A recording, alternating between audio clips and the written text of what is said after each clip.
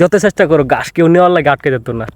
আসসালামু আলাইকুম সুপ্রিয় দর্শক, আসলে আমি চলে যাচ্ছি ইন্ডিয়াতে। মূলত ইন্ডিয়া যাওয়ার প্রোগ্রাম হলো আমার বাড়ি তো বাংলাদেশে, আমি ইন্ডিয়া যাচ্ছি ঘাস আনার জন্য, গরুর ঘাস আনার জন্য।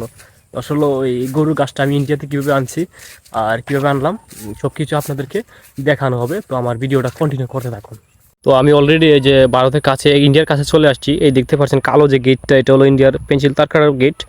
আর ওই পারে ওই যে ইন্ডিয়ার বিএসএফের সেন্ট্রি, তারা এখান থেকে প্রহরী আর কি, ইন্ডিয়ার প্রহরী, তারা এখান থেকে মানে গার্ড দেয় আর কি। কোনো যদি অবৈধ কোনো কিছু হয় সেটা দেখার জন্য সারা এখান থেকে দেখে। তো আমি আসলে অলরেডি চলে আসছি ফিলারের কাছে। তো আমি চলে যাব ইন্ডিয়াতে, তারপর ইন্ডিয়াতে গিয়ে ওই ঘাসগুলি আনবো আর কি। তো এই যে দেখতে পাচ্ছেন আপনারা পিলার, এটা হলো বাংলাদেশ আর ওইদিকে হলো ইন্ডিয়া। আর এইদিকে দেখছেন এই যে হলো বাংলাদেশ। আসলে আমি অলরেডি এখন ভারতে প্রবেশ করব, মানে ইন্ডিয়াতে প্রবেশ করার পর আমি ভিতরে চলে যাব। যাওয়ার পর ঘাসগুলি আমি আনবো আর কি।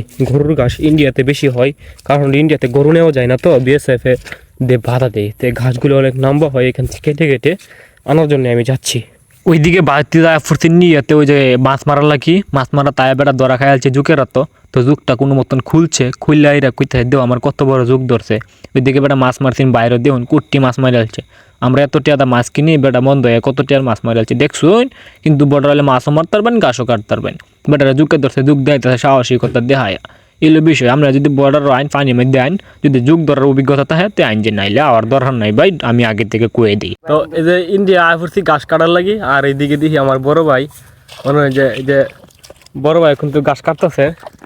ভাই ঘাস পাইছো আজকে? কুটি ঘাস কাটছো? ওই দে কাটছে আজকে একটু কাটছে। ওই যে আপনার সাগর ভাই ঘাস কাটার লেগে আয় পড়ছে, বস্তা ভরে আছে। বস্তা যদি বাংলাদেশে লয়ে যাও বিয়া সাহেব প্রতি মাল লয়ে যাইতেছো, বুঝছো? দূর থেকে প্রশাসন দৌড়ে দিব। তো বিষয়টা হলো, আর এখানে আইলে অনেক রিক্সও আছে, বুঝছো? যুগ টুক ধরে পানি আছে প্রচুর। গত 2 দিন টানা বৃষ্টি হইতেছে, প্রচুর পরিমাণে বৃষ্টি হইছে। আর এইটা আমরা যখন বর্তমানে খারাপ হয়েছে, এটা হলো ইন্ডিয়ার জমি।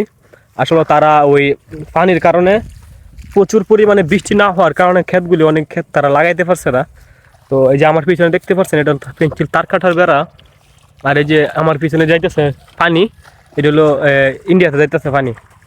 মানে এটা ইন্ডিয়ার জমি, ওই এই মানে তার কাটার এই পারে পড়ছে আর কি। আর ওইটা আপনার ওই সুঙ্গার দিয়ে আবার ওই পারে দেয়, আবার বাংলাদেশ হয়।